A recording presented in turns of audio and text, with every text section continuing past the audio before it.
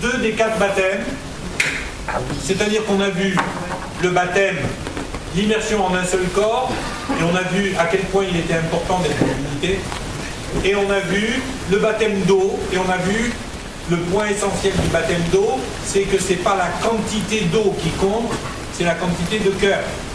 On est bien d'accord? C'est bon pour tout le monde? Donc ça, c'est le baptême en un seul corps et le baptême d'eau. Ce soir, on va voir 2 autres baptêmes, c'est-à-dire le baptême dans le Saint-Esprit, et ensuite nous verrons la 4e forme de baptême, qui est le baptême de feu. Yes, bienvenue sur le barbecue. Ok? Alors, le baptême dans le Saint-Esprit. Je voudrais faire un petit sondage autour de cette table. Qui est baptisé dans le Saint-Esprit? Levez la main. Alors, justement, alors, qui pense ne pas être baptisé dans le Saint-Esprit? Est-ce qu'on peut lever 2 fois la main? Ah, on peut lever 2 fois la main. Ok? Alors, ce que je vois par rapport à ça, c'est que la majeure partie d'entre nous, autour de cette table, nous sommes baptisés dans le Saint-Esprit. Donc, ce ne sera pas un cours de polémique. Par contre, c'est vrai que dans certains milieux, ce que l'on appelle le baptême dans le Saint-Esprit, et qu'on va étudier maintenant, c'est quelque chose qui peut sembler polémique. Alors, au-delà de toute polémique, ce que je veux vous dire, c'est que ce soir, ce que l'on fait, c'est qu'on va étudier dans la parole de Dieu ce qu'est le baptême dans le Saint-Esprit, afin de savoir comment se positionner. Et pour répondre à notre amie Sandrine, qui me dit « Est-ce que je peux lever la main 2 fois ?» Oui, tu peux la lever 2 fois, et même 3 fois, parce que le fait est, mes amis, c'est que beaucoup de gens pensent ne pas être baptisés dans le Saint-Esprit alors qu'ils le sont. Et de la même façon, beaucoup de gens imaginent qu'ils sont pleinement baptisés dans le Saint-Esprit sous prétexte qu'ils parlent en langue, alors qu'en fin de compte, ils n'exercent pas véritablement le fruit accompagnant le baptême dans le Saint-Esprit. Alors, le baptême dans le Saint-Esprit, c'est quoi? C'est un événement particulier. C'est un événement particulier que l'on voit dans la Bible à différentes reprises. Ce n'est pas quelque chose qui a été inventé il y a un siècle par les charismatiques, c'est quelque chose qui est partie intégrante de la Bible.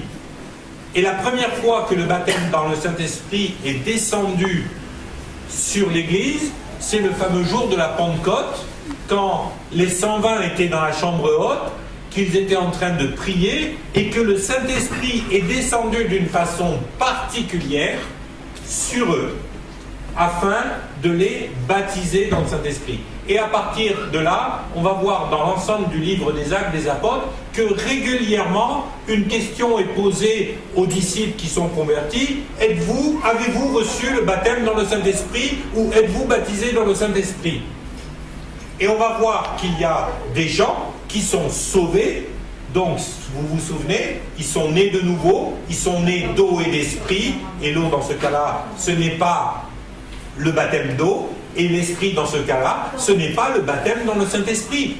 Ils sont nés d'eau et d'esprit, ils sont nés de la parole de Dieu, et ils sont nés de l'Esprit de Dieu. Est-ce que ça suffit pour être baptisé dans le Saint-Esprit? Eh bien, la Bible va nous montrer que non. Et on ne doit pas confondre un attouchement du Saint-Esprit et le fait d'être baptisé, c'est-à-dire immergé, comme on l'a défini dans le terme baptiséo, être immergé dans le Saint-Esprit. Amen. Alors, la première question qu'on doit se poser, c'est que l'expérience qu'on a vécue, est-ce que c'est un baptême ou est-ce que c'est un attouchement du Saint-Esprit? Qu'est-ce que va produire un attouchement du Saint-Esprit? Un attouchement du Saint-Esprit va nous permettre de réaliser, par exemple, qu'on a besoin de Dieu. Il va nous permettre de réaliser qu'à un moment donné, on a besoin de Dieu. Il va peut-être même nous permettre, à un moment donné, de prophétiser. Et moi, un jour, quelqu'un m'a dit « Ouais, je prophétise, donc je suis baptisé dans le Saint-Esprit. » Et alors, dans ces cas-là, la bourrique sur laquelle le prophète était monté dans l'Ancien Testament, vous savez, qui s'est mis à prophétiser, c'était un bourricot baptisé dans le Saint-Esprit. Ça vous paraît logique? Est-ce que le grand prêtre, quand il a prophétisé sur Jésus, comme quoi il devait mourir pour tout le monde, alors que c'est lui qui l'a envoyé à la mort, est-ce que vous croyez qu'il était baptisé dans le Saint-Esprit? Non, et pourtant il a prophétisé. La Bible nous dit qu'il n'a pas parlé de lui-même, mais qu'il a prophétisé. Alors, ce qui est important de comprendre, c'est que être baptisé dans le Saint-Esprit et à un moment donné être touché par le Saint-Esprit pour prophétiser ou pour avoir une vision ou pour avoir une pensée qui va nous attirer à Christ, tout ça, ce n'est pas la même chose. Être baptisé dans le Saint-Esprit, c'est une expérience qui est différente de l'attouchement du Saint-Esprit qui va faire qu'à un moment donné, quelque chose de Dieu se révèle à nous. Amen. Le mot baptême, on l'a vu, c'est être immergé. Et quand on est immergé, je vous rappelle que le terme baptisé au départ, c'est un terme technique pour dire le teinturier qui immerge le faisceau de laine afin que chaque fibre de la laine soit teintée, reçoive la teinture. Eh bien, être baptisé dans le Saint-Esprit, c'est à un moment donné, Dieu qui va immerger notre vie dans le Saint-Esprit à tel point que chacune des fibres de notre vie va se retrouver immergée et en contact du Saint-Esprit. Est-ce que le baptême dans le Saint-Esprit, c'est une expérience unique que l'on vit une fois pour toutes comme la nouvelle naissance? Moi, personnellement, je considère que non. Je considère qu'on peut régulièrement être baptisé de nouveau dans le Saint-Esprit. Pourquoi? Parce que je crois qu'au fur et à mesure que l'on sèche de notre premier baptême dans le Saint-Esprit, on s'aperçoit qu'il y a des tas de domaines dans notre vie qui n'ont pas forcément été immergés, qui n'ont pas suffisamment reçu, ou qui ont simplement séché, qui ont besoin d'être renouvelés dans le Saint-Esprit. Alors quelqu'un dira, oui, mais ça c'est pas le baptême, c'est le renouvellement. Le baptême, c'est une expérience unique, tout ça. Moi je pense pas. C'est comme la conversion et la nouvelle naissance. Il y a quelque chose qui se passe une fois pour toutes à la nouvelle naissance. Mais après, on se convertit, on l'a vu tout au long de notre cheminement, on va se convertir à différents niveaux, dans différents domaines de notre vie. Mais je pense que pour le Saint-Esprit, c'est pareil. À un moment donné, il y a le baptême dans le Saint-Esprit qui vient, qui manifeste une expérience profonde et particulière avec le Saint-Esprit. Et on verra qu'il y a certains signes qui sont évidents du baptême dans le Saint-Esprit, même si ce ne sont pas forcément les seuls. Mais je pense que c'est une expérience dans laquelle il est bon de se replonger régulièrement. Et moi, comme je dis toujours aux gens, et on verra ça avec un enseignement qui s'appelle Plus loin dans le fleuve, et ce que je dis souvent aux gens, c'est que moi, quand je vais à la plage, j'aime bien me baigner, aller, je vais nager, tout ça, et puis après, je vais sortir de l'eau, et puis je vais passer un temps à discuter avec ma femme, avec mes enfants, on rigole, et puis après j'ai un coup de chaud, j'ai bien envie d'aller retourner à la plage, et puis replonger, repiquer une tête, ok? Parce que ça m'amène plus et plus et plus. Et le baptême dans le Saint-Esprit, en fin de compte, je pense que c'est quelque chose qu'on a besoin d'entretenir et de renouveler régulièrement tout au long de notre marche avec Jésus-Christ. Amen. Moi, je sais que plus je vais de l'avant avec Dieu, et plus j'ai tendance à dire « Oh là là, mais les expériences avec le Saint-Esprit que j'ai vécues il y a 10 ans, elles sont pauvres par rapport à celles que je vis maintenant. » Mais parfois, je suis bien obligé de réaliser que les expériences que je vis aujourd'hui avec le Saint-Esprit, elles sont faibles par rapport à ce que je vivais avant. Donc, qu'est-ce que je fais? Je retourne à la source. Et Seigneur, je dis, mais rebaptise-moi de ton esprit. Replonge-moi, immerge-moi de nouveau dans ton esprit, parce que j'ai besoin d'être renouvelé dans ton esprit pour ma marche au quotidien. Et pour moi, c'est quelque chose de vraiment important, parce que notre relation au Saint-Esprit et le fait que Dieu déverse son onction sur nous, c'est le carburant qui nous fait avancer dans l'œuvre de Dieu.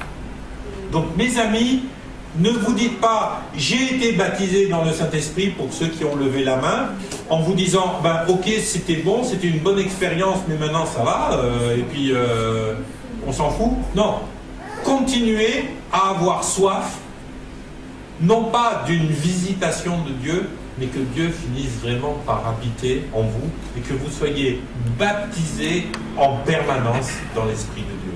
Et moi je vais vous dire une chose, c'est possible. C'est possible de vivre 24 heures sur 24 baptisé, immergé dans le Saint-Esprit. Et ça ne veut pas dire que vous prophétisez 24 heures sur 24, ça veut pas dire que, mais ça veut dire que 24 heures sur 24, vous rentrez dans cette plénitude de l'Esprit. Et c'est ce que la Bible nous décrit comme en parlant de Jésus, il avait pleinement l'Esprit. C'est-à-dire qu'il avait de minuit et 10 dixièmes de seconde jusqu'à minuit et 10 dixièmes de seconde. C'était 24 heures complètes où il était immergé dans le Saint-Esprit. Et c'est possible pour chacun d'entre nous. Est-ce que c'est facile? Non. Pourquoi? Parce que on verra ça plus tard dans les cours, mais la vie de l'esprit, eh ben, elle va se retrouver en opposition à la vie de notre chair. Et notre chair, elle est coriace. Et elle n'a pas toujours envie de vivre dans l'esprit, elle a bien envie de nous entraîner à vivre dans la chair. Mais sachez que tout ce que vous faites, que ce soit prendre une douche, que ce soit manger un hamburger à McDo, que ce soit vous balader sur une plage, que ce soit prêcher, que ce soit animer la louange, que ce soit amener et témoigner de l'amour à quelqu'un, tout ce que vous faites peut être baptisé, c'est-à-dire immergé, imprégné de l'onction de Dieu. Il n'y a pas à vivre une partie de notre vie dans l'esprit et une partie dans la chair. Le but ultime pour chacun d'entre nous, ça doit être de vivre toute notre vie dans l'esprit. Amen? Amen. Ça, c'est un bon programme, hein? Yes. Ok? Alors, baptême ou attouchement, eh bien, Seigneur, moi, je ne veux pas être touché par ton Saint-Esprit de temps en temps. Je veux être baptisé, c'est-à-dire immergé. Et au-delà de ça, je veux rester immergé. Je veux rester dans l'immersion dans ton esprit, parce que cette immersion me permettra d'avancer et de porter des fruits qui sont les fruits de l'esprit. Amen? Amen. Maintenant, lorsque nous sommes immergés, et c'est là que je réponds à ceux qui me disent « mais on n'est pas sûr d'avoir été baptisé dans le Saint-Esprit », lorsque je suis immergé dans le Saint-Esprit, je vais commencer à rentrer dans quelque chose qui est de l'ordre de la plénitude du Saint-Esprit. Et la plénitude du Saint-Esprit, qu'est-ce que ça va faire? Ça va faire que je vais, porter les fruits de l'Esprit, manifester les dons de l'Esprit. Et là, je voudrais qu'on réfléchisse à ça. Vous savez, souvent on oppose les dons et l'Esprit et les fruits. Et il y a des gens, par exemple, qui sont charismatiques et qui vont dire « Ouais, nous, on est du plein évangile parce qu'on pratique les dons de l'esprit et eux, ils ne sont pas du plein évangile parce qu'ils ne le font pas. » Et ceux qui ne les pratiquent pas, ils vont dire « Oui, mais nous, on porte les fruits. » Et c'est marrant parce que, vous savez, quand vous avez des églises pentecôtisantes, eh bien, elles sont souvent convaincues qu'elles ont le plein évangile, mais souvent, elles portent peu de fruits, en particulier le fruit de l'amour. Alors vous avez des églises qui ne pratiquent pas les dons, mais par contre qui sont réputées, connues pour être des églises où il y a plein d'amour. Et après les gens ils s'opposent avec ça. Ouais, nous on a l'amour et nous on a les dons. Voilà. Alors là on va trancher, bibliquement parlant, tu peux prophétiser tout ce que tu veux, tu peux faire les miracles, tu peux faire les signes, les prodiges. Si tu n'as pas l'amour, tu n'es rien. Mais ce fameux texte de 1 Corinthiens 13, il est entouré de 1 Corinthiens 12 et 1 Corinthiens 14. Vous avez vu si je suis bon en maths? Impressionnant, hein? Pas mal. Et quand vous prenez 1 Corinthiens 12 et 1 Corinthiens 14, eh ben, c'est l'explication des dons. Et c'est le fait que Dieu nous dit aspirez aux dons. Soyez assoiffés des dons. Parce qu'on ne peut pas se passer des dons. Alors, ce qui est vraiment important, c'est que nous réalisions que les dons de l'esprit et les fruits de l'esprit ne sont pas deux choses à opposer. Nous sommes censés manifester les dons comme les fruits dans notre vie de tous les jours. Et on aura 2 cours spécifiquement pour parler de qu'est-ce que sont les dons et qu'est-ce que sont les fruits de l'esprit. Donc quand on va faire ces cours-là, vous aurez plus de détails là-dessus. Mais c'est particulièrement important de comprendre que nous ne sommes pas appelés à les opposer, nous sommes appelés à les vivre les deux. Aussi bien les dons que de manifester l'esprit. Amen. Alors, pour en revenir à ça, eh ben, la Bible nous dit, 1 Corinthiens 12, verset 4, il y a diversité de dons, mais un seul esprit.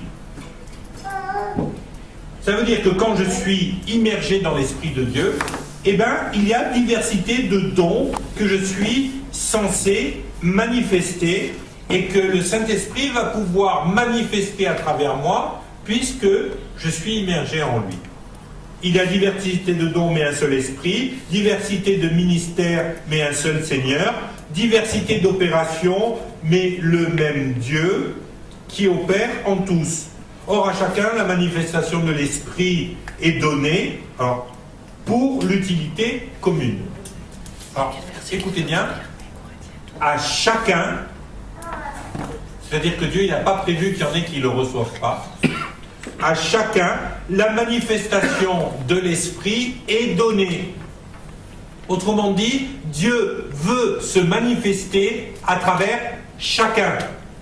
Ça veut dire à travers tous. C'est pas parce que vous manifestez les dons que vous êtes meilleur qu'un autre, mais le but de Dieu, c'est que chacun d'entre vous puissiez manifester les dons.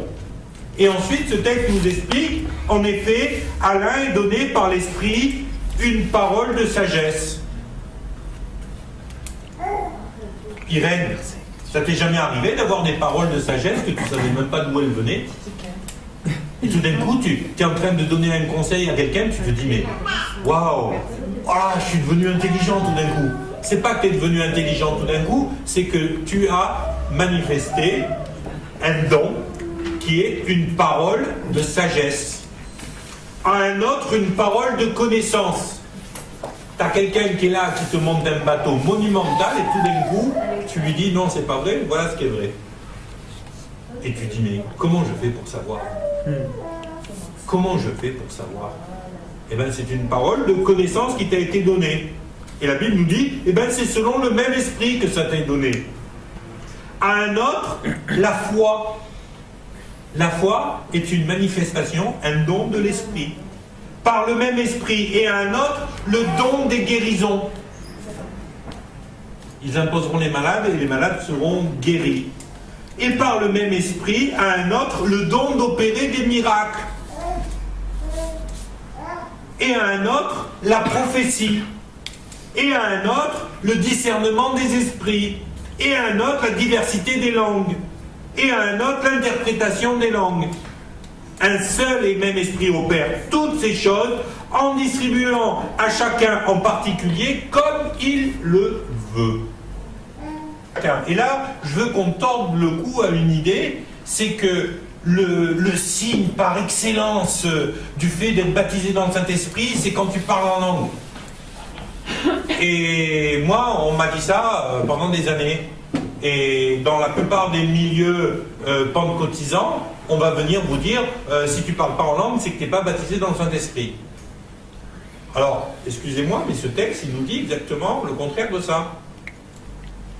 Le don des langues, il est donné, et Dieu donne à chacun ce qu'il veut, en fonction de son dessein, en fonction de ce qu'il veut. Il est dit, un seul et même esprit opère toutes ces choses, les distribuant à chacun en particulier, comme il le veut. Il y a quelques années, j'étais à Madagascar. Donc je vivais à Madagascar et en vivant à Madagascar, un jour je reçois une lettre d'un pasteur qui était à Tuléar, qui avait entendu parler de moi parce qu'il avait lu des articles que j'avais écrits dans un magazine chrétien qui s'appelait La Muraille. Non, à l'époque ça s'appelait plus La Muraille, ça s'appelait Signes dans la francophonie. Donc c'était le magazine de Coef 5 et j'ai eu l'occasion d'écrire plusieurs articles dans ce magazine. Et il avait lu cet article et puis il avait vu que j'étais coordinateur COEF 5 pour Madagascar lui était associé à COF5, donc il me dit, il m'écrit une lettre, frère, est-ce que vous pourriez venir, parce que nous ne sommes pas une église charismatique, mais nous avons soif de le devenir, est-ce que vous pourriez venir enseigner sur le baptême du Saint-Esprit et les dons du Saint-Esprit dans notre assemblée? Alors j'ai dit ok, bon, je prends un avion pour aller à Tuléar, parce que c'est très loin, hein, c'est à peu près à 1000 km. 1000 km à Madagascar, c'est 3 ou 4 jours de taxi brousse, donc vous ne faites pas ça voilà, en taxi brousse. Donc je prends un billet d'avion, je vais là-bas, et j'arrive là-bas, et puis on commence à discuter avec le pasteur et les anciens et tout ça. Et puis il dit, oh, vraiment, on est très excités de vous recevoir, et puis d'avoir l'enseignement, parce qu'on a vraiment envie de devenir charismatique, quoi. Alors j'ai dit, ben écoutez, gloire à Dieu, hein, moi je vais vous amener ces enseignements. Et en discutant, je dis, ben racontez-moi un peu ce que vous vivez dans l'église. Il dit, oh, cette année on n'a pas été très spirituel, on n'a eu que 2 résurrections. Et là, moi j'ai eu gloops, ça a fait gloops dans ma gorge. J'ai dit, le gars il veut que moi je vienne lui enseigner comment être charismatique, mais il a eu 2 résurrections. Et je le regarde et je lui dis, vous avez eu 2 résurrections? Il dit, ouais, d'habitude on en a plus que ça sur une année, mais là on en a eu que 2. Mais par contre on a eu plusieurs paralytiques qui ont été guéris. Et là, les bras ils sont tombés, quoi. Je me suis dit, mais qu'est-ce que je vais leur enseigner? J'avais envie de leur dire, vous enseignez-moi. Et mais ces gens, ils étaient persuadés, parce qu'ils n'avaient pas prié en langue, qu'ils n'étaient pas baptisés dans le Saint-Esprit. Alors je ne sais pas si vous avez lu, mais le don d'opérer des miracles, ça fait bien partie des dons de l'Esprit. Hein. Donc, est-ce qu'ils avaient été baptisés dans l'Esprit? Moi, je le crois. Associer le baptême dans le Saint-Esprit au parler en langue, c'est vraiment restrictif. Alors, maintenant, il est vrai que le parler en langue, c'est un des dons les plus manifestés. Ce n'est pas le seul. Mais moi, je vais vous dire quelque chose. Dieu veut que chacun d'entre nous puissions manifester tous ces dons à un moment ou à un autre. Pourquoi? À cause de ce fameux verset de Marc, chapitre 15, verset 16. Voici les signes qui accompagneront ceux qui ont cru. 16, 17 16, chapitre 10. Marc 16, 17. 16, 17, voilà. Merci. Donc, voici les signes qui accompagneront ceux qui ont cru. Ils imposeront les mains aux malades, et les malades seront guéris. C'est dans nos signes? Oui, la guérison des malades. Ils parleront de nouvelles langues. C'est écrit? Oui. Ils prophétiseront? Oui. Ils chasseront des démons.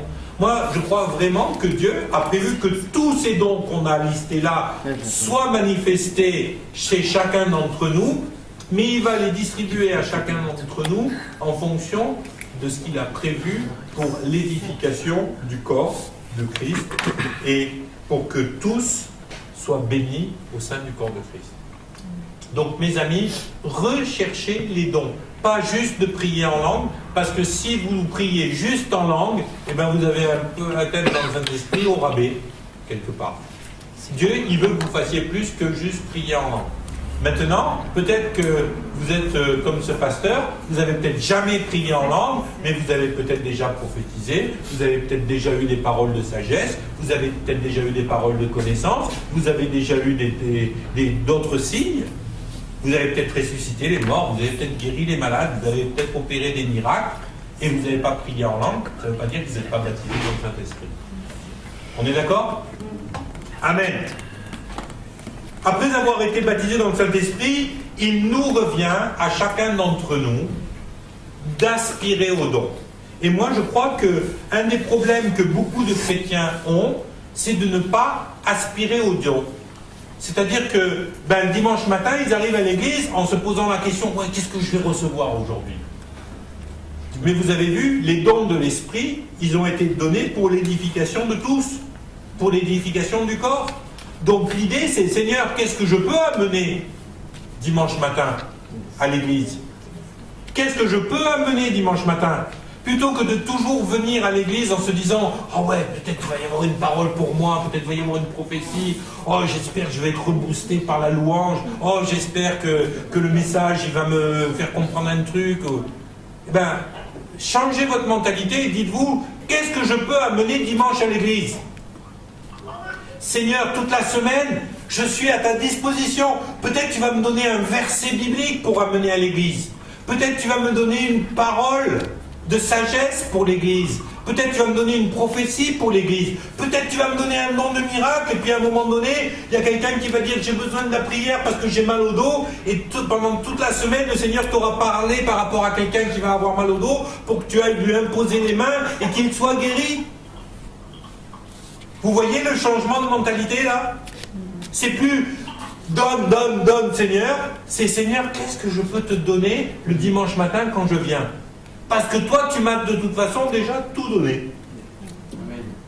Tu m'as donné la vie éternelle, tu m'as sauvé, tu m'as donné ton esprit, je suis né de nouveau, et tu m'as offert le baptême du Saint-Esprit afin que je puisse manifester des dons. Seigneur, dimanche matin, je vais aller au culte en me disant, je vais donner. Et à ce moment-là, le culte, il va changer de figure. Hein. Je ne vous explique pas comment ça va changer le culte. Parce que, comme la Bible nous le décrit dans l'Église des premiers temps, eh bien, tous peuvent avoir une parole prophétique l'un derrière l'autre. Tous peuvent avoir un don prophétique.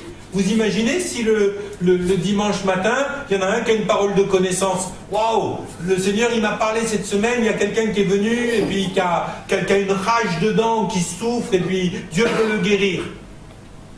Waouh! Le gars, il va lever la main, il va dire... C'est moi, j'ai une rage dedans, j'en peux plus, j'en ai marre, je prends des cachets depuis 3 jours et puis ça fait rien. Et puis là, il y en a un qui va se dire, ah ben moi je sens l'onction pour guérir. Et il va prier pour le gars et le gars, bang, il est guéri. À votre avis, qu'est-ce qui va se passer? Eh bien, au bout de 2-3 mois, l'église, il n'y aura plus un culte. Là, il n'y aura que de l'évangélisation ici, parce qu'il n'y aura plus un culte dans cette pièce, parce qu'il y aura 300 ou 400 personnes qui viendront tous les dimanches au culte. Amen. Mais ça ne va arriver que lorsque l'Église aspire au don. Et quand je dis l'Église, c'est pas l'Église, c'est quand chaque chrétien individuellement aspire au don afin de dire Seigneur, qu'est-ce que je peux donner? Amen. Amen. Oh, moi ça m'excite des choses comme ça. Si vous saviez comment ça m'excite. Aïe aïe aïe. Bon, il ne faut pas que je fasse trop de bêtises parce que je suis filmé. C'est comme à midi, là, aujourd'hui, où on a donné prophétie sur prophétie. Ouais, exactement. C'est exactement pareil. Ok? Donc, puisque chacun a reçu un don, mettez-le au service des autres en bon intendant de la grâce si diverse de Dieu. 1 Pierre, chapitre 4, verset 2. Puisque chacun... Est-ce que vous faites partie de ces chacun? Oui. Je n'ai pas dit de ces chacun, hein. C'est chacun. Puisque chacun a reçu un don. C'est Pierre qui nous le dit. L'ami de Jésus, c'est pas n'importe qui. Il a écrit ça dans la Bible. Puisque chacun a reçu un don, mettez-le au service des autres en bon intendant de la grâce si diverse de Dieu. Ben, mes amis, c'est primordial. Il faut absolument que nous soyons baptisés dans le Saint-Esprit, que nous recherchions à partir de là à manifester les dons et les fruits de l'Esprit, afin que nous soyons de bons intendants de la grâce diverse de Dieu et que nous soyons serviteurs du corps. Et quand nous serons serviteurs du corps local, le corps local devient serviteur de la ville dans laquelle il est. Il amène salut et guérison dans la ville. Moi, c'est ça que je veux faire. C'est pour ça que j'ai signé. J'ai signé le contrat global de la parole de Dieu. Seigneur, je veux tout. Amen. Amen. Amen. Donc, mes amis, pour pouvoir manifester les dons et manifester les fruits de l'esprit, pour pouvoir les manifester, on a absolument besoin d'être baptisé dans l'esprit. Donc, si vous avez l'impression de ne pas être baptisé dans l'esprit, criez à Dieu et dites-lui, Seigneur, baptise-moi dans ton esprit. Et vous pouvez crier ça à Dieu, même si vous avez déjà reçu ce baptême du Saint-Esprit, en lui disant tous les matins, Seigneur, baptise-moi avant que je sorte. trempe-moi dans l'esprit, visite-moi, donne-moi des paroles de connaissance, donne-moi de manifester des signes, des prodiges, des miracles, parce que je veux que ton nom soit glorifié dans mon travail, là où je suis, partout. Et là, mes amis, le ministère, eh ben, ça devient le ministère de chacun d'entre nous. Que ce soit au CCAS, que ce soit dans un hôpital quand tu seras infirmière, que ce soit à la fac de droit, que ce soit partout où nous allons, nous sommes appelés à être des témoins fidèles de Jésus-Christ. Or, un témoin fidèle de Jésus, c'est quelqu'un qui amène Jésus dans son intégralité, avec tout ce qu'il a fait. Tu es malade, laisse-moi prier pour toi. Mais pour prier pour le malade au boulot, eh bien, on a intérêt à avoir été baptisé le matin même dans cet esprit. De savoir qu'on est bien encore, bien trempé de l'huile de l'onction. Amen. Amen. Gloire à Dieu. Ouh, ça me fait du bien. Moi, je ne sais pas, mais vas-y, vous faites pas du bien, tant pis, parce que moi, je me fais du bien tout seul. Moi, ça me ramène dans les tripes, toutes ces choses-là, et puis j'ai envie, wow, Seigneur, plus. Ça nous fait du bien, peut-être. Et ben voilà. Et moi, ça me fait du bien de le dire. Maintenant, mes amis, on va aborder le 4e baptême de notre liste. Donc on a vu le baptême en un seul corps, on a vu le baptême d'eau, on a vu le baptême dans le Saint-Esprit, et maintenant on va voir ce que la Bible nous décrit comme étant le baptême de feu. Matthieu chapitre 3 verset 11. C'est Jean-Baptiste qui parle et qui dit: moi, je vous baptise d'eau pour vous amener à la repentance. Mais celui qui vient après moi est plus puissant que moi, et je ne suis même pas digne de porter ses souliers. Lui vous baptisera du Saint-Esprit et de feu. C'est particulièrement important, parenthèse, que là-bas vous soyez silencieux, parce qu'autrement le caméscope il vous enregistre vous et pas moi pendant que je parle. Donc c'est Jean-Baptiste qui déclare aux gens qui sont là: Jésus va vous baptiser non seulement du Saint-Esprit, mais il va vous baptiser de feu. Et ce baptême de feu, mes amis, eh bien, il y a peu de gens qui le recherchent. Pourquoi ? Parce qu'il n'est pas confortable. Le baptême de feu, c'est pas le truc le plus confortable qui existe.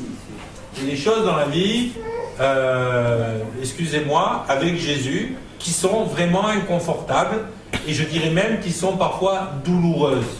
Et si on vous a présenté un évangile à l'eau de rose, du style « Choisissez Jésus, tout ira bien, vous allez voir, c'est confortable, c'est cool et tout, on rigole, on s'amuse, le Saint-Esprit nous fait des guili-guili de temps en temps, il nous prend dans ses bras, on est consolé, tout ça, et après plus de problèmes. » Eh bien c'est un mensonge. C'est un mensonge parce que l'évangile qu'on vous a prêché, c'est pas l'évangile de la parole de Dieu. L'évangile de la parole de Dieu, c'est Jésus qui dit « Je ne suis pas venu vous amener la paix, je suis venu vous amener l'épée. » Waouh! Et il nous dit, à cause de l'évangile, on va vous haïr. Oh, c'est pas confortable ça. Il y a quelqu'un qui aime être haï. Moi non, hein. Moi j'aime bien qu'on m'aime. C'est peut-être pour ça que j'aime bien les gens. J'aime aimer les gens, comme ça ils m'aiment. Et la plupart d'entre nous, c'est comme ça qu'on vit. Je connais personne qui viendra me dire « Oh, moi j'ai pas envie d'être aimé, j'ai envie qu'on me laisse tranquille, foutez-moi la paix, non, les câlins, j'aime pas ça. Non, les bénédictions, j'aime pas. » Non. Tous on a soif de ça. Mais le fait est, c'est qu'avec l'évangile, il y a une bénédiction abondante en Jésus-Christ. Il y a la paix, il y a la grâce de Dieu, il y a la gloire de Dieu qui est manifestée pour nous, mais il y a aussi un certain nombre de combats, et ces combats, ils sont difficiles à vivre. Et parfois, ils sont pas simples. Et parfois, on a l'impression que tout tombe autour de nous et que tout se défait autour de nous parce qu'on passe à travers ce baptême de feu. Alors, le baptême de feu, il va être là pour faire ce que le feu fait de mieux. Et est-ce que vous savez ce que le feu fait de mieux? Il brûle. Non, il purifie. Le but du feu, ce n'est pas de détruire. Le but du feu, c'est de purifier nos vies. Quand vous prenez un minerai, vous prenez de l'or en minerai, et quand vous trouvez des pépites d'or ou des paillettes d'or dans une rivière et tout ça, qu'est-ce qui va se passer quand vous allez avoir cet or? Mais il va se passer quelque chose de très intéressant. Vous êtes riche, vous avez de l'or, mais cet or, il n'est pas utilisable tel quel. Pourquoi? Parce que l'or est plein de scories, plein d'impuretés. Et comment on fait pour lutter contre ces impuretés? Eh bien, ce qu'on fait, c'est qu'on va prendre l'or, on va le mettre dans ce qu'on appelle un creuset, et on va le faire fondre. Et quand l'or a fondu, il va se déposer à la surface de l'or une pellicule d'impuretés, parce qu'elles sont plus légères que l'or, elles vont remonter à la surface, et c'est cette pellicule d'impuretés que l'on va enlever pour purifier l'or. Voilà ce qu'on fait avec les métaux. On purifie le métal de façon à ce que les impuretés... Mais pour ça, il faut les mettre dans un creuset, et pour les mettre dans ce creuset, eh bien, il faut que ça fonde. Et c'est jamais confortable de passer au creuset. Amen? Amen. La première chose que Dieu veut nous dire, c'est que j'ai besoin de vous purifier. Et pour vous purifier, j'ai besoin que dans votre vie, il y ait un certain nombre d'impuretés qui s'en aillent. Le problème de ces impuretés, c'est qu'on a vécu tellement longtemps avec, qu'on a tellement pris l'habitude de vivre avec, que c'est difficile parce qu'elles font partie intégrante de notre vie. Donc il va falloir que notre vie, elle passe au creuset, qu'elle soit amenée à très haute température spirituelle, de façon à ce que les impuretés de notre vie s'en aillent. Et mes amis, c'est pas confortable. Je vous donne un exemple. Moi, quand je me suis converti, j'étais plein de trucs que j'ai tout de suite compris qu'il fallait que j'abandonne. Me doper, la coque, il n'y avait pas besoin d'une grande explication pour savoir que c'était quelque chose qu'il fallait que je jette. C'était évident. C'était évident pour moi de savoir qu'il fallait que j'arrête de voler. Parce que ma vie, je passais ma vie à escroquer tout le monde. Je volais les travelers chèques, je faisais des fausses cartes de crédit, avec des faux papiers, j'ouvrais des comptes en banque pour avoir des carnets de chèques et des cartes bleues avec des faux papiers pour pouvoir aller dans les magasins. Après, je vous achetais des trucs et vous me remboursiez à la moitié du prix en cash. C'était ma vie. Donc ça, c'était vraiment évident de dire je le jette. Par contre, il y a d'autres choses, c'était moins évident. Moi, quand je me retrouvais en face d'une jolie fille, je ne voyais pas ce qu'il y avait de mal à convoler en juste noces, à part que c'était sans les noces, quoi. Même si c'était pour un week-end. Je disais, mais de toute façon, moi, ma mentalité, ça a toujours été faites l'amour par la guerre, quoi. Ça n'a jamais fait de mal à personne de faire l'amour. Surtout qu'à l'époque, on ne parlait pas trop du sida. On commençait à en entendre parler, on ne savait même pas d'où ça venait. On avait l'impression que le sida, c'était que les homos et les junkies. Donc, en quoi je fais du mal à quelqu'un à se faire du bien, quoi. Et j'avais ma théorie là-dessus. Il a fallu que le Seigneur passe ça au creuset.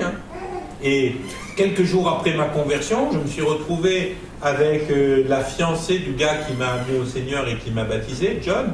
Et c'est resté des amis chers à nous. Et on a eu nos enfants en même temps. On s'est mariés à quelques mois l'un de l'autre. On a eu nos enfants à quelques mois les uns des autres. Ils ont 2 garçons et une fille comme nous, qui ont le même âge que les miens. Et c'est John, Nathan, il s'appelle Nathan John à cause de John, quoi. Et Sonia, sa femme, elle était là. Et puis elle était belle comme un cœur. Et puis c'était la veille de mon baptême, je crois. Je lui ai dit, mais écoute, franchement, je trouve que c'est ma connerie, quoi. Quand John et toi, vous savez que vous allez vous marier en plus. Vous êtes, non. Et moi, ce changement de mentalité, il a été dur à prendre. C'est moi dans ma tête. J'ai dit, non, attends, c'est pas de mal. C'est pas de mal. C'est pas de mal à faire du bien. Ok? Mais le problème, c'est si aujourd'hui, en tant que pasteur, je vous dis allez les mecs, envoyez-vous tous en l'air, vous allez me dire quoi? J'avais une piste. Ouais, mais vous allez me dire quoi aujourd'hui si je vous dis ça? Il y a un problème. Vous allez me dire, oh, putain, le pasteur, il a un problème. C'est pas trop biblique. Oh là là, c'est pas trop biblique, comme tu dis. Maintenant, Qui n'a pas pratiqué ce mode de vie? À part peut-être les plus jeunes d'entre nous. Oh pétard, quel silence. Ne levez pas la main, non, il n'y a pas besoin. Vous avez eu du mal à vous débarrasser de cette pensée? Oui. J'ai eu du mal. Pourquoi? Ben parce que vous aimiez ça. Non mais attendez, moi j'aime bien les chrétiens, il y a des choses, c'est des sujets tabous. On va pas parler de sexe, ça se fait pas à table. Mais ouais. Attendez, vous savez pourquoi il y a tellement de problèmes de sexualité chez les chrétiens? Parce qu'on ne parle jamais de sexualité. Et c'est terrible. Parce que quand vous arrivez, vous avez été toujours élevé dans l'église, et que vous arrivez à 16-17 ans, et que ça commence à vous courir derrière la tête, là, vous faites quoi si on ne vous en a jamais parlé? Vous faites quoi si on n'en a jamais parlé? Eh bien, vous allez poser la question à des gens qui sont d'accord pour en parler. Et la plupart du temps, eh ben, c'est les gens du monde. Et les gens du monde, vous pensez qu'ils sont de bons conseils par rapport à ça? Ah ben non, hein, pas toujours. Alors mes amis, ne vous étonnez pas si pendant les cours de disciples je vous parle de sexe, et vous verrez que je n'en parle jamais de façon impudique, mais par contre, sachez que vous serez toujours, en tant que, le jour où vous êtes responsable dans une église, où vous avez besoin de donner un conseil pastoral à quelqu'un, eh bien sachez une chose, c'est que si vous faites l'impasse là-dessus, vous allez vous retrouver en sérieux problème. Parce que les gens, si vous ne leur donnez pas de bonnes réponses, ils vont aller chercher les réponses dans le monde. Et s'ils vont chercher les réponses dans le monde, ça va les amener tout droit dans une sexualité déséquilibrée, parce que hors mariage et hors plan de Dieu.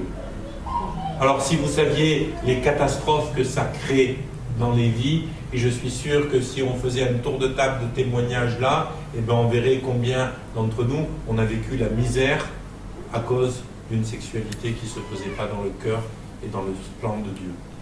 Alors, soyez conscients de ça, parce qu'il y a besoin d'en parler. Maintenant, ce n'est pas notre sujet de ce soir.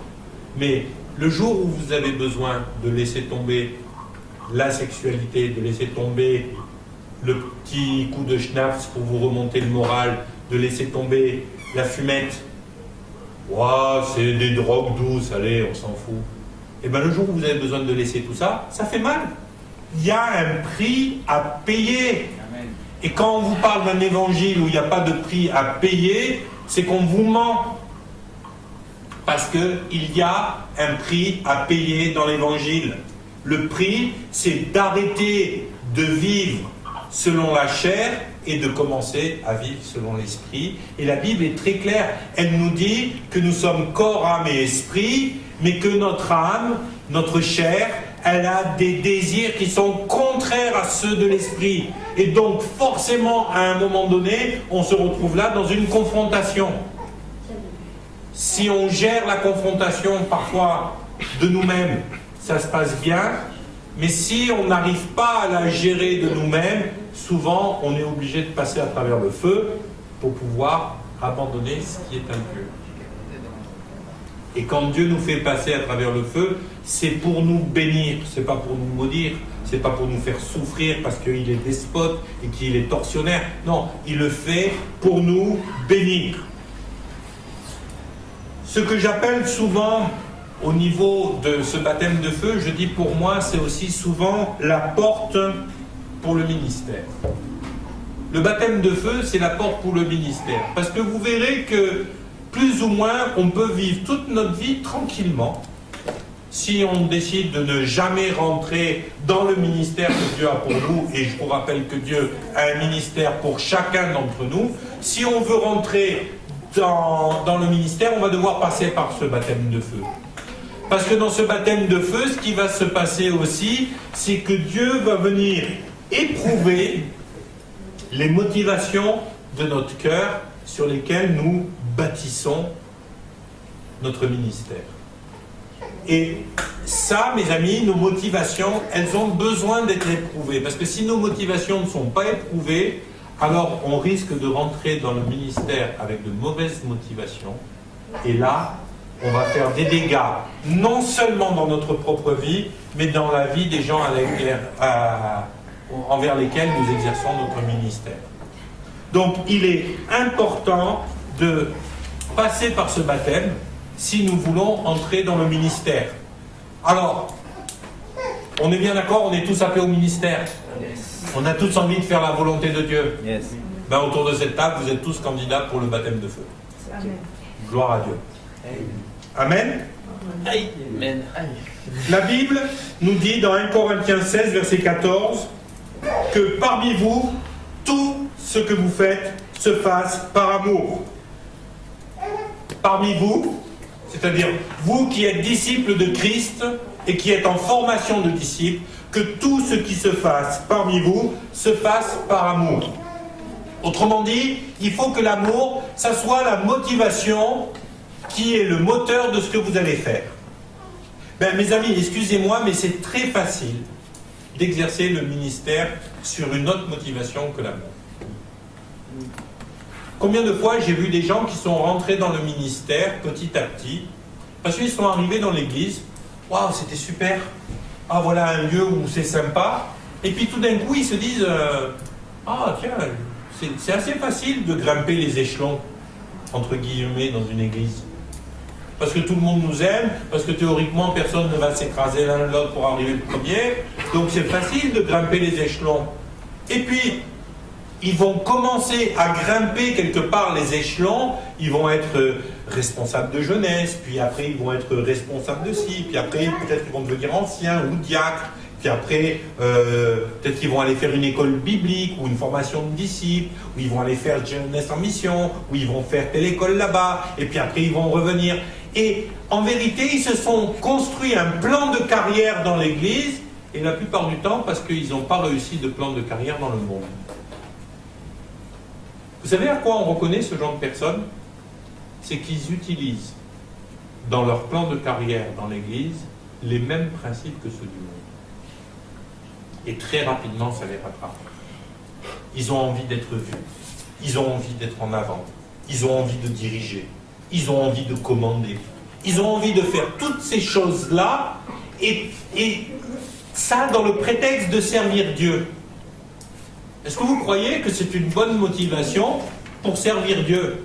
Ben non, parce que Jésus, il a expliqué à ses disciples le jour de la Sainte Seine, il leur a lavé les pieds, il leur a dit, celui qui veut être grand parmi vous, qu'il soit votre serviteur. Voilà. Qu'il ne soit pas fait, il a dit, dans les royaumes, ils asservissent, qu'il n'en soit pas ainsi au milieu de vous. On n'est pas là pour commander, on est là pour manifester l'amour de Christ. Et cet amour nous revêt d'une autorité qui nous permet de diriger le corps de Christ quand on est appelé à le faire, ou de faire ce que Dieu nous appelle à faire, mais en aucun cas nous sommes appelés à faire ça pour commander, pour se faire voir. Moi, je vais vous dire, je me souviens d'un gars au Québec, on était tout jeune convertis avec Cathy, et puis on est allé faire de l'évangélisation de rue avec lui. Et ce gars-là, c'était un guitariste, mais de folie. Et la guitare, ça avait été sa passion depuis qu'il était tout petit. Et il était né et grandi dans une famille chrétienne. Et la guitare, c'était sa passion. Son rêve, à l'époque, bon pour vous ça ne vous parlera pas trop, mais son rêve c'était de jouer comme Aldi Meola ou Paco de Lucia ou John McLaughlin. C'était vraiment de waouh. Et il s'entraînait mais des heures par jour. Et puis évidemment, eh bien, il a commencé à faire la louange pour le groupe de jeunes, et puis après il a commencé à faire la louange pour l'église, et puis après il a commencé à vraiment s'engager dans l'église, il a été reconnu, et donc dans l'église où il était, ils lui ont proposé d'aller faire une école biblique pour devenir pasteur. Parce que dans ce contexte d'église, dès que tu veux servir Dieu, c'est pasteur, quoi. C'est le titre. Et lui, il a dit, ouais, pas de problème. Il part à l'école biblique à Montréal, et quand il arrive à l'école biblique à Montréal, la première chose que Dieu lui demande de faire, vous savez, ça a été quoi? Ça a été de mettre sa guitare dans l'étui de guitare dans le placard, et de fermer le placard à clé et de ne plus y toucher jusqu'à ce que Dieu lui dise de le refaire. 3 ans après, Dieu ne lui avait toujours pas dit de retoucher à sa guitare. Et ça lui brûlait les doigts. Et moi, quand on est allé faire de l'évangélisation dans la rue, j'étais là avec ma guitare, et puis je chantais mes chansons, et puis tout ça. Et puis à un moment donné, je le vois, je dis, tu veux essayer? Alors il dit, ah, fais voir ta guitare. Puis, et je le vois jouer, je dis, waouh, mais c'est toi qui dois jouer dans la rue, c'est pas moi. Il dit, non, non, wow. Tout d'un coup, il a réalisé. Il m'a redonné la guitare, et puis il m'a expliqué ça. Dieu lui avait montré pendant ces 3 ans que dans son cœur, le désir de jouer de la guitare, c'était que tout le monde l'admire. Il savait qu'il avait le moyen d'être admiré parce qu'il était doué, mais il était à utiliser le don que Dieu lui avait fait pour lui-même. Eh bien mes amis, quand vous essayez d'utiliser le don que Dieu vous donne pour vous-même, vous ne l'utilisez pas selon le cœur de Dieu. Et si vous continuez à l'utiliser pour vous-même, vous ne pourrez jamais l'utiliser dans l'Église. Et à partir de là, vous avez des gens qui ont quitté l'Église pour utiliser le don que Dieu leur avait donné pour eux-mêmes. Il y a 2 ans, on a reçu un pasteur ici. Ce pasteur, c'est le papa de Katy Perry. Vous savez qui c'est Katy Perry, la chanteuse là? Vous avez vu ce qu'elle chante aujourd'hui? C'est terrible, hein? C'est pas glorieux. Elle s'est mariée, elle a divorcé. Nous, on prie pour elle. On prie pour elle parce que c'est une jeune fille qui était convertie et le premier album qu'elle a fait, c'était un album de musique chrétienne. Alors là, aujourd'hui, elle le cache, hein, qu'elle a fait ça. Mais par contre, ce qui est très intéressant, c'est que moi, j'ai discuté avec son papa. Et vous savez comment on était arrivé là? Ben, elle voulait qu'on l'admire. Et petit à petit, c'est devenu tellement important dans sa vie, le fait qu'il fallait que les gens l'admirent pour ce qu'elle était capable de faire, qu'elle a commencé à le faire dans le monde. Parce que c'était plus simple de le faire dans le monde. Parce que là, on était admirés. Et vous savez ce qui s'est passé? Au bout d'un moment, elle est devenue Katy Perry, elle a changé de nom, elle est devenue Katy Perry. Et puis voilà, aujourd'hui, elle fait la promotion de l'homosexualité, du sexe à bon marché et compagnie. Et voilà, et dans ses clips, elle est excusez-moi, d'une naissance qui est terrible. Ouais. Mais pourquoi? Même parce que si vous voulez utiliser les dons que Dieu vous a donnés pour servir dans le monde, il faut que vous soyez envoyés par Dieu.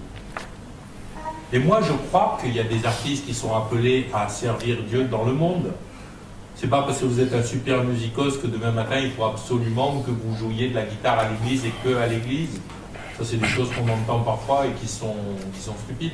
Et je crois que quand vous partez dans le monde avec votre talent, il faut que vous ayez qu'une seule motivation dans votre cœur, que soit révéler la gloire de Dieu. Amen. Nos motivations. Jean 13, versets 34 et 35. Je vous donne un commandement nouveau. Aimez-vous les uns les autres. Comme je vous ai aimé, vous aussi aimez-vous les uns les autres. À ceci, tous connaîtront que vous êtes mes disciples si vous avez de l'amour les uns pour les autres. Votre motivation, ça doit être l'amour. Si vous avez une autre motivation que ça, eh ben, je suis désolé, mais ça ne peut pas fonctionner. Amen. Amen. La motivation que nous devons avoir, c'est de manifester la gloire de Dieu et de voler au secours de ce monde qui souffre. Vous vous souvenez, Jean 3,16 ? Car Dieu a tant aimé le monde qu'il a donné son Fils unique, afin que... Quiconque croit en lui soit sauvé. Ok. Aujourd'hui, c'est qui Jésus-Christ sur terre? C'est le corps de Christ, c'est nous. Alors considérez-vous que Dieu a fait don de votre vie au monde, afin que le monde soit sauvé. Est-ce que vous êtes prêts à donner votre vie pour le monde? Oui. Ben voilà. C'est ça notre motivation. Père, tu as choisi de donner Christ et je suis le corps de Christ aujourd'hui. Donc tu as choisi de me donner à ce monde. Et Dieu vous a donné. Il a donné Irène pour travailler au CCAS de la Garde comme un don de Dieu pour les gens qui viennent là-bas. Alors ça ne veut pas dire que Irène, elle va arriver à tous ses prestataires, comment ça s'appelle, ses patients. Non, c'est pas des patients, c'est ses clients, ses administrés. Elle va pas arriver et puis elle va pas leur donner des coups de versets bibliques sur la tête, parce que non. Mais par contre, quand elle va exercer son travail, elle va l'exercer dans cette perspective d'amour. Sa motivation, c'est plus je suis là juste pour gagner ma vie, c'est je suis là, je gagne ma vie, mais en plus de ça, je peux être utile à Dieu. Et dans ce que Dieu, là où il m'a passé, je veux être tellement plein de Christ, tellement baptisé dans l'Esprit de Dieu, que les gens, ils vont être bénis. Amen. Et vous ne croyez pas que ça va changer le contexte du CCAS si elle est comme ça? Gloire à Dieu. Et chacun d'entre nous, Davidson, il est en train de faire des écrits, ouais, la preuve est là. La preuve vivante, c'est là. Et regardez Davidson, il fait des études de droit. Mais Davidson, moi ce que je t'encourage à faire, c'est en faisant tes études de droit, réfléchis à ce que Dieu veut faire à travers tes études de droit. Réfléchis ce que Dieu veut faire pour ton pays à travers les études de droit. Qu'est-ce que tu vas pouvoir faire? Parce que si tes études de droit, c'est juste pour devenir le meilleur de tous les avocats d'Afrique, eh bien, ça ne suffit pas. Mais si, dans ton cœur, ta motivation pour tes études de droit, c'est Seigneur, qu'est-ce que je peux amener? Qu'est-ce que je peux donner? Comment je peux aimer? Alors, à ce moment-là, ça change notre vie. Et mes amis, nos perspectives changent à partir du moment où on se laisse baptiser, immerger dans le Saint-Esprit, et où on se laisse baptiser de feu par le Seigneur pour qu'on puisse apprendre à aimer. Dieu vient vers nous et nous dit, avec quels matériaux voulons-nous construire? Si on veut construire avec nos forces et nos capacités, eh bien, on va avoir un petit problème. Bien sûr que Dieu nous a donné des forces et des capacités. Mais est-ce que ces forces et ces capacités seront suffisantes? On a la plupart du temps utilisé ces forces et ces capacités pour nous-mêmes. Avant de les utiliser pour Dieu, on va avoir besoin de les épurer parce qu'il faut remettre la machine en état. Moi, j'ai besoin que mon corps, mon âme et mon esprit soient épurés parce que mon corps, mon âme et mon esprit ont servi autre chose que Dieu pendant tellement d'années que j'ai besoin de travailler à l'épurer afin que Dieu puisse m'utiliser comme un outil parfaitement adapté à ce qu'il a besoin. Et pour ça, je dois me laisser transformer. Amen. Amen. On a un autre verset qui nous parle de ça. C'est ce verset du fruit porté. Jean 15, verset 2. Tout sarment qui porte du fruit, il émonde afin de porter encore plus de fruits. Émonder, ça veut dire quoi? Ça veut dire tailler avec un sécateur. Et quand vous taillez un arbre, qui c'est qui a déjà taillé un rosier? Voilà. Est-ce que vous taillez que des branches mortes? Non. Non, vous taillez quoi généralement? Des branches qui sont fleuries, qui peuvent être pleines de feuilles, qui peuvent être là, mais si vous ne les taillez pas, eh bien l'arbre il va porter peu de fruits. Maintenant, si vous le taillez, moi j'ai taillé la vigne un jour, vous savez quand vous taillez la vigne, c'est impressionnant, j'étais allé chez le paysan, et puis il m'a dit, tu as déjà taillé la vigne? J'ai dit non, il m'a dit, tu vas voir, c'est pas compliqué. Et vous voyez, un pied de vigne, c'était le mois de novembre, décembre, ils avaient fini les vendanges, tout ça. Il me dit, tu coupes tout sauf un. J'ai dit, mais si on coupe tout sauf un, il va crever le truc. Pour moi, j'ai l'impression qu'il n'y avait plus rien. Il restait plus que cette petite tige toute rabougrie là. Eh bien, j'avais coupé tout, puis après, je ligaturais la tige sur un fil de fer. Et je disais, mais il est fou le gars, il a coupé. Eh bien, non, c'est comme ça que ça porte beaucoup de fruits. Parce que si tu as beaucoup de branches, eh ben, tu vas avoir beaucoup de branches, ça va prendre plein de sève, ça va prendre plein de trucs pour des feuilles et des trucs comme ça, mais le fruit ne va pas être porté beaucoup parce qu'il faut entretenir toutes ces branches qui portent. Et bien Dieu, il vient et dans notre vie, il coupe des choses qui sont vivantes la plupart du temps et qu'on aime bien et qui peuvent être vachement jolies. Ça peut même faire partie de notre ministère, ce qui va venir couper. Et Dieu, à un moment donné, quand il a demandé à ce gars d'enfermer sa guitare dans un placard, c'était pourtant lui qui avait donné le don. Mais Dieu a émondé parce qu'il voulait que ce gars-là porte du fruit et du fruit en abondance. Amen. Mes amis, soyez prêts à abandonner. Moi, la chose que j'ai eu le plus de mal à abandonner dans ma vie, je vais vous dire, c'est pas la drogue, c'est même pas le sexe, C'est rien de tout ça. Vous savez, la chose qui a été le plus difficile pour moi d'abandonner dans ma vie, ça a été ma passion que j'avais pour les voyages. Parce que moi, déjà, vivre à plus d'une demi-heure de la mer, c'était une insulte pour moi. Moi, j'ai besoin d'avoir la mer à côté. Puis arrêter de voyager, c'était terrible. J'aimais pas la France. Je n'aimais pas vivre en France. Je ne supportais pas la France. Je ne supportais pas les idées de vivre en France. C'était quelque chose qui m'indisposait. Et Dieu, il m'a dit, t'arrêtes de voyager, tu pars à Chambéry, loin de la mer, et tu attends là-bas. Je suis parti à Chambéry, loin de la mer.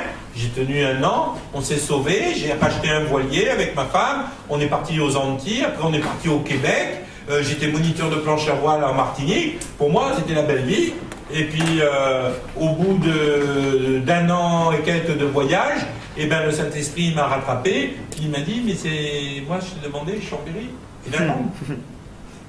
Ok Seigneur, je retourne à Chambéry, j'attends. Et là, je vais vous dire, mais quand je suis arrivé à Chambéry, j'étais malheureux. Parce que j'étais loin de la mer, j'avais ma planche à voile, je ne savais pas trop quoi en faire, j'avais un combi de plongée, je ne savais pas quoi en faire, j'étais loin de la mer, je disais mais Seigneur, c'est pas possible.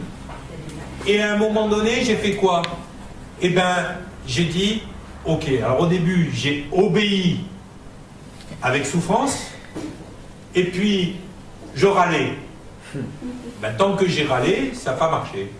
Puis un jour, j'ai dit au Seigneur, écoute, de toute façon, tu as raison, le meilleur pour moi, c'est pas là où je suis ou là où je suis pas, le meilleur pour moi, c'est ta volonté. Donc Seigneur, j'accepte. J'ai vendu ma planche à voile, j'ai arrêté mon abonnement à Voilier Magazine, et je suis allé faire un cours de parapente, moi qui ai le vertige, pour pouvoir aimer l'endroit où j'étais. J'ai dit, allez Seigneur, je vais faire du parapente, comme ça, la Savoie, c'est le pays du parapente, c'est génial. Je me suis mis à faire un peu plus de ski, je me suis acheté un snowboard, et j'ai commencé à faire du snowboard. Voilà. C'est pas du surf comme sur les vagues, mais bon, c'était toujours de la glisse. Merci Seigneur. Et je me suis vraiment dit, Seigneur, c'est toi qui choisis. Quand j'ai abandonné et que j'ai dit ça, eh ben, 8 ou 9 mois après, on était dans une convention avec Cathy.